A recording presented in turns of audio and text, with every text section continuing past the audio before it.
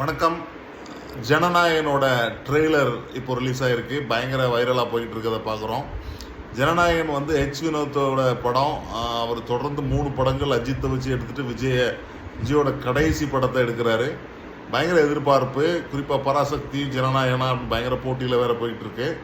இருந்தாலும் விஜயோட ஸ்டார்டம் வேறு, பட் இருந்தாலும் ஒரே டைமில் இறங்குறதுனால ஆளுங்கட்சி சப்போர்ட்டோட பராசக்தியும் வர்றதுனால நிறைய பேர் வந்து இந்த பகவத் கேசரி அப்படிங்கிற ஒரு தெலுங்கு படத்தோட ரீமேக் தான் ஜனநாயகன் அப்படின்னு சொல்லிட்டு இருந்ததை பார்த்தோம். ட்ரெய்லர் பார்க்கும்போது அது உண்மை அப்படின்னு தான் தோணுது. ஏன்னா அதுலேருந்து ரைட்ஸ் வாங்கி சில முக்கியமான சீன்ஸ் அதுலேருந்து தான் எடுத்திருக்காங்க. நீங்கள் பகவத் கேசரியோட ட்ரெய்லரை பார்த்தீங்கன்னா இதுவும் ஆல்மோஸ்ட் சேமாக தான் இருக்குது. அதில் வந்து பார்த்திங்கன்னா பாலையாவோட பொண்ணாக வந்து இந்த ஸ்ரீலீலா நடிச்சிருப்பாங்க. பராசக்தியோட ஹீரோயினாக வராங்களே அவங்க நடிச்சிருப்பாங்க.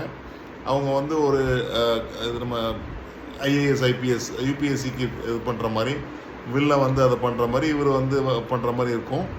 அதே மாதிரி தான் இந்த படத்துலேயும் நம்ம பார்க்குறோம். விஜயோட பொண்ணாக வந்து நம்ம அவங்க பேர் என்னது பொண்ணு மலையாள பொண்ணு அது பேர் என்னது பைஜு, மமிதா பைஜு அவங்க நடிக்கிற மாதிரி இருக்குது. ஸோ படத்தில் வந்து நல்ல வசனங்கள் கூர்மையாக இருக்குது. வினோத் படங்களுக்கு ஏற்ற மாதிரி, ப்ளஸ் அவரோட படம் மாதிரி இல்லாமல் பயங்கர மசாலாவாக இருக்குது.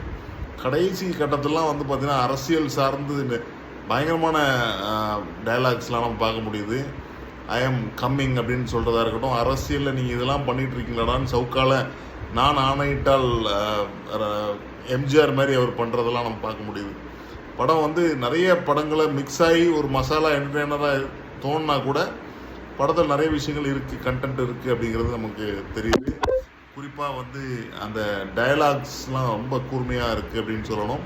விஷுவல்ஸும் வந்து பார்க்கறதுக்கு ரொம்ப பெப்பியாக ரொம்ப கலர்ஃபுல்லாக இருக்குது. விஜய் வந்து டாப் கியரில் இருக்கார் அப்படிங்கிறது நம்ம தெளிவாக அந்த படத்தில் தெரியுது. நன்றி, வணக்கம்.